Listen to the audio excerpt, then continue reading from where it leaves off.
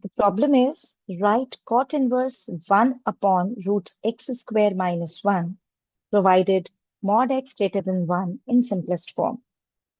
So what are we going to do in this question is we are going to put x is equal to sec theta. So let's do it quickly.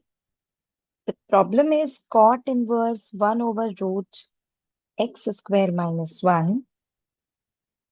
So let us suppose that x is equal to sec theta, which can further be written as theta is equal to sec inverse x.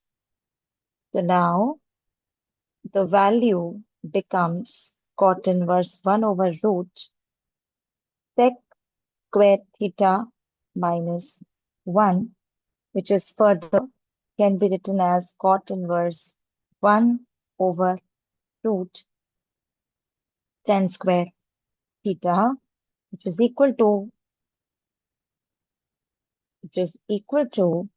cot inverse 1 over tan theta.